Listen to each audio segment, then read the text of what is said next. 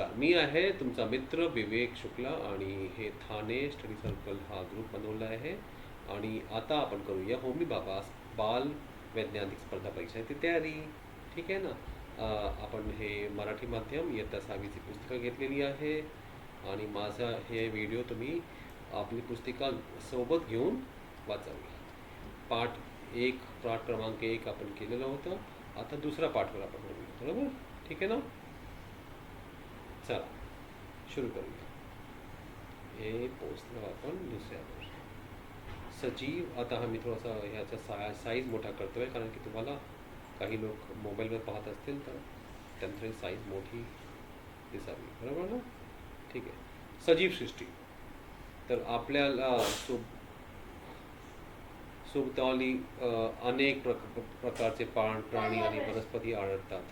त्यामध्ये काही बाबतीत साम्य तर काही बाबतीत भेद दिसून येतात. तरीही ते सर्व सजीव आहेत हे आपण कधी ठराविक वैशिष्ट्यांच्या आधारे ओळखतो. त्यांचे काही वैशिष्ट्य असतात. निर्जीवांमध्ये ही वैशिष्ट्ये दिसून येत नाही. ही वैशिष्ट्ये म्हणजे सजीवांची लक्षणे आहेत. या लक्षणांचा अभ्यास आपण करूया. आता त्याने काही चित्र दाखवलेत. बाळाची वाढ होऊन त्याचे प्रौढ स्त्री किंवा पुरुषात रूपांतर होतं.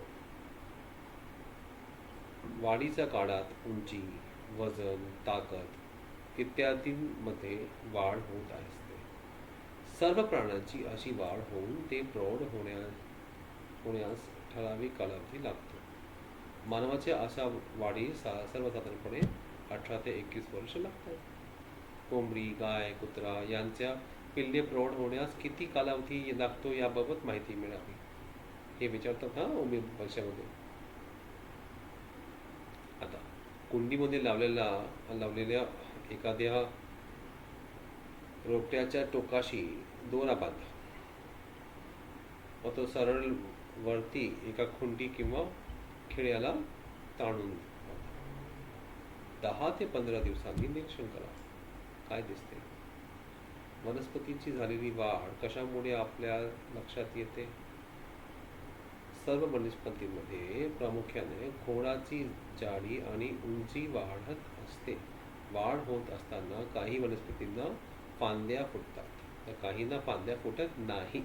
ते सरळ उंच वर जात राहतात, बरोबर ना? सर्व सजीवांची वाढ होत असली तर प्राण्यांची वाढ ठराविक काळापर्यंतच होत असते. वनस्पतींची वाढ मात्र त्या जिवंत असेपर्यंत होत राहते. हा फरक आहे मोठा. सजीवांची वाढ शरीराच्या अंतर्भागातून होत असते, म्हणजे शरीराच्या सर्व भागाची वाढ होत असते. बघा, आंबा, वड, पिंपळ, बांबू, नारळ, दाळ या झाडांच्या वाढीत कोणता फरक जाणून दिसतोय आपल्याला? वाढासाठी अन्नाची आवश्यकता. बघा, एक चित्र दाखवलं, त्यामध्ये सूर्यप्रकाश, ऑक्सिजन, कार्बन डायऑक्साईड आणि सूर्यप्रकाश वनस्पती घेऊन ऑक्सिजनचं निर्माण करतात. ठीक आहे. वनस्पती सूर्यप्रकाशात स्वतःचे अन्न स्वतः तयार करतात. जमिनीतील पाणी, पोषक तत्वे आणि हवेतील कार्बन डायऑक्साईड यांच्या सहाय्याने अन्न निर्मिती करतात. ही प्रक्रिया वनस्पतींच्या पानांमध्ये होत असते. पानांमधील हरित द्रव्यांच्या मदतीने, त्याला क्लोरोफिल म्हणतात, सूर्यप्रकाशात ही प्रक्रिया होते. आणि हे होत असल्याने या अन्न निर्मितीच्या प्रक्रियेला प्रकाश घेऊन संश्लेषण करणं प्रकाश संश्लेषण म्हणतात. हा खूप महत्त्वपूर्ण प्रश्न येणार.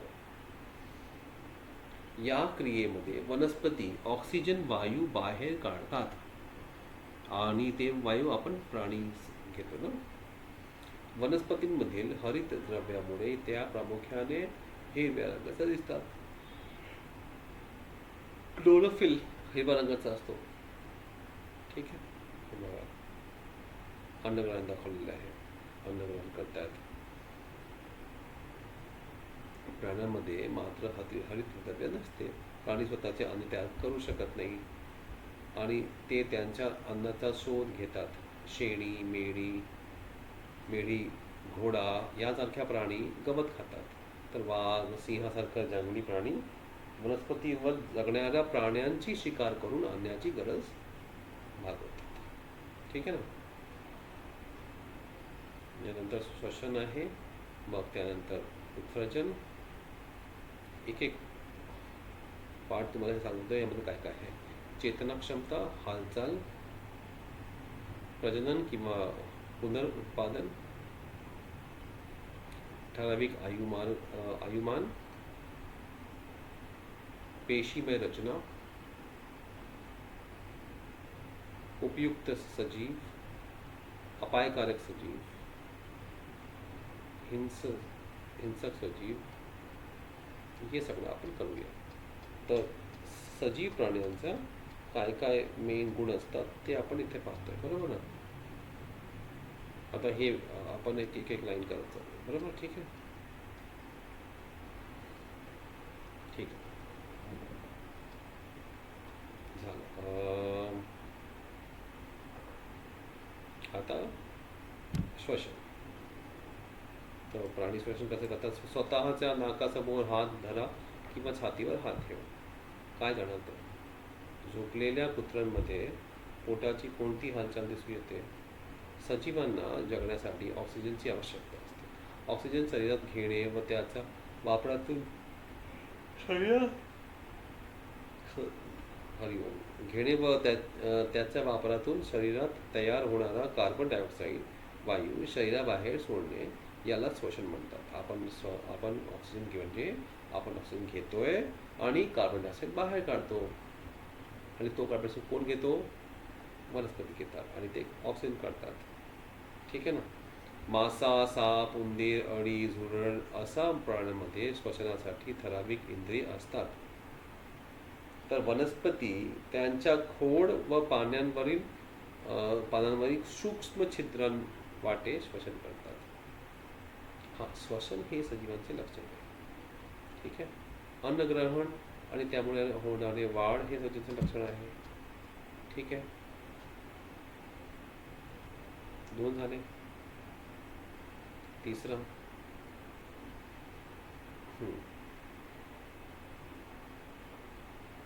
पानगळ उत्सर्जन. प्राण्यांच्या शरीरात होणाऱ्या अनेक क्रियांमधून निरुपयोगी टाकाऊ पदार्थ तयार होतात. त्यांना उत्सर्ग म्हणतात. हे उत्सर्ग शरीराबाहेर टाकण्याच्या क्रियेला उत्सर्जन म्हणतात. प्राण्यांमध्ये उत्सर्जनाचे विविध अवयव असतात.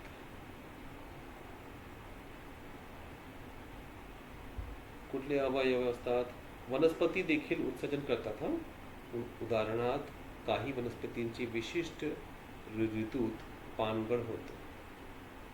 वनस्पतीच्या पानांमध्ये साठलेला उत्सर्ग या पानांबरोबर गळून पडतात. एक प्लास्टिकची पारदर्शक पिशवी घ्या. चित्रात दाखवल्याप्रमाणे वनस्पतीच्या एका पानावर ती बांधा. 6 ते 7 तासानंतर निरीक्षण करा. काय दिसते. पिशवीच्या आतील बाजूस पाण्याचे थेंब जमा झालेले दिसतात. म्हणजेच वनस्पती बाष्प रूपात पाण्याचे उत्सर्जन करतात दिवसभर. उत्सर्जन हे सजीवांचे लक्षण आहे. ठीक आहे. प्राणीवाढ,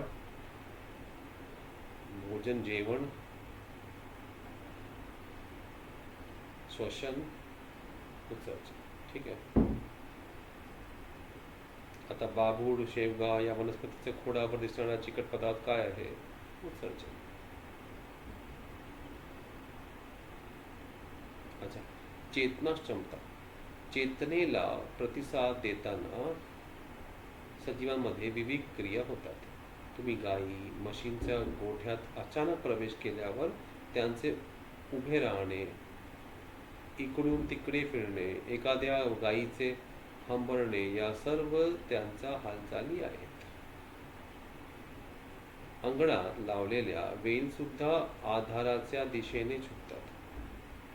कुंडीमध्ये लावलेल्या वनस्पती खिडकीत ठेवली तर सूर्यप्रकाशाकडे झुकलेली दिसते, म्हणजेच तिची हालचाल होते. सजीवांमध्ये हालचाल ही स्वयंप्रेरणेने होते.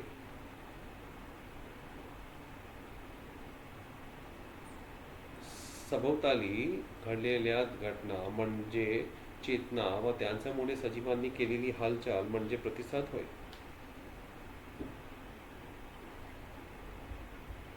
चेतनेला प्रतिसाद देण्याच्या क्षमतेला चेतना क्षमता म्हणतात. चेतना क्षमता हे सजीवांचे लक्षण आहे. प्रजनन किंवा पुनरुत्पादन. सजीव स्वतः सारखा दुसरा जीव निर्माण करतात. आई बाबांपासून मुले बरोबर. काही सजीव पिल्लांना जन्म देतात तर काही अंडी घालतात. त्यातून पिल्लांचा जन्म होतो. वनस्पतीच्या बिया, खोडे, पाने यांपासून वनस्पतीची नवीन रोपे तयार होतात. सजीवांच्या स्वतः सारखा दुसरा जीव निर्माण करण्याच्या क्रियेला प्रजनन किंवा पुनरुत्पादन म्हणतात. आणि हे प्रजनन हे सजीवांचे लक्षण आहे. अजून ठराविक आयु काळ हे लक्षात घ्या. हे विचारतात परीक्षेत, फार महत्वाचं आहे. जीवन काळाच्या ठराविक टप्प्यांवर सजीव प्रजनन क्षम होतात. काही काळानंतर पुढे त्यांचे अवयव क्षीण होत जातात आणि कालांतराने त्यांचा जीवनकाळ संपतो, म्हणजेच सजीव मृत्यू पावतात. विविध प्राणी आणि वनस्पतींचे आयुष्यमान म्हणजेच जीवनकाळ वेगवेगळे आहेत. उदाहरणार्थ कुत्रा या प्राण्यांचे आयुष्यमान साधारणपणे 12 ते 18 वर्ष असते. तर शहामृग हा पक्षी सुमारे 50 वर्ष जगतो. सजीव नेमकं कसे आहेत, ते कसे तयार झाले आहेत, कशापासून तयार झाले आहेत, अशा प्रश्न तुम्हाला पडत असतील. दक्षिण अमेरिका जवळील गॅलापॅगोस बेटावर आढळणाऱ्या महाकासव लहान मोठे असतात. त्यांचे आयुर्मान सुमारे 170 वर्ष असते. अजून लहान लहान मे फ्लाय व या कीटकांचे आयुष्मान 1 तासापासून 24 तासपर्यंत असतं. तेवढंच. मधमांचे असे पोळे, एखादी भिंत यांचे निरीक्षण करा. ते कशाचे बनले आहेत. तर हा आपला नेक्स्ट पार्ट आहे. काय? पेशीमय रचना. सजीव ज्या लहान लहान घटकांनी बनले असतात त्यांना पेशी म्हणतात. सजीवांच्या शरीरात सर्व क्रिया सूक्ष्म पेशींच्या सहाय्याने पार पडतात. काही सजीव एकाच पेशीपासून बनले असतात, त्यांना एक पेशीय सजीव म्हणतात. तर जे सजीव अनेक पेशींमध्ये बनले असतात त्यांना बहुपेशीय सजीव म्हणतात. अमिबा व काही सूक्ष्मजीव हे एक पेशी आहे, त्याच्यासाठी फक्त एकच पेशी आहे. पॅरामेशियम आणि अमिबा. ठीक आहे ना. तर मानव, गाय, उंदीर, झुरळ, हत्ती, वडाचे झाड, कांद्यांचे रोप हे सगळं बहुपेशीय. एक पेशी म्हणजे एका पेन्सिलच्या टोकवर 1 अरब पेशी होऊ शकतात. एवढे लहान असतात ते, है ना. सजीव एक पेशीय असतो अथवा बहुपेशीय. सजीवांतील सर्व लक्षणे प्रत्येक पेशीमध्ये दिसतात. पेशी म्हणजे आपलं जसं भिंतचं असतं त्याप्रमाणे पेशी आहे. पेशींची संख्या वेगवेगळी असली तरी पेशीमय रचना हे सजीवांचे प्रमुख लक्षण आहे. ठीक आहे. आता उपयुक्त सजीव आणि अपायकारक सजीव. उपयुक्त सजीव कोण जे आपल्याला कामी असतात. मेथी, बटाटा, भेंडी, सफरचंद, केळी. अच्छा. अळूचा, हिरडा आणि बेहडा हे आहे ना त्रिफल, 3 फल या नावाने एक आयुर्वेदिक काढा असतो. त्यामध्ये हे एक टाकतो. अळूचा, हिरडा आणि बेहडा. ठीक आहे. शतावरी ही पण औषधी आहे. आणि प्राणीही आपल्याला असलेली उपयोगी पडतात. असे कुत्रा, मांजर, गाय, म्हैस आपल्याला उपयोगी आहेत. पण मासे, मेंढी, कोंबडे आपण खातो. घोडा, बैल, उंट यांचा वापर करतो. गांडूळ हा प्राणी शेतीला खूप मदत करतो, बरोबर ना. अपायकारक, तुम्हाला माहित आहे, डास, माशी, झुरणे, उंदीर, घुशी, उवा, गोड, चीड हे रोग करतात. कोळी, साप, विच्छू ते प्राणी घातक असतात. हत्ती, वन्य प्राणी, हिंसक प्राणी, बरोबर ना. आणि वनस्पतीही याप्रमाणे काही, खाज, कोयलीचा शेंगा, अडूची पाने यांना हात लावला तर आपल्याला हातांना खाज सुटते. कण्हेर, घाणेरी या वनस्पतींचा वास उग्र असतो. धोत्रा हा वनस्पती खूप विषारी आहे. कवक, शेवाळ यांच्या पाण्यात बेशुमार वाढ झाली की पिण्याचे पाणी दूषित होतात. ठीक आहे, हे लक्षात घ्यायचं तुला. हिंसक प्राणी तुम्हाला माहिती आहे, वाघ, सिंह, लांडगे, बिबट्या वगैरे वगैरे, बरोबर ना. हे झालं. तर याप्रमाणे आपला हा पाठ संपला.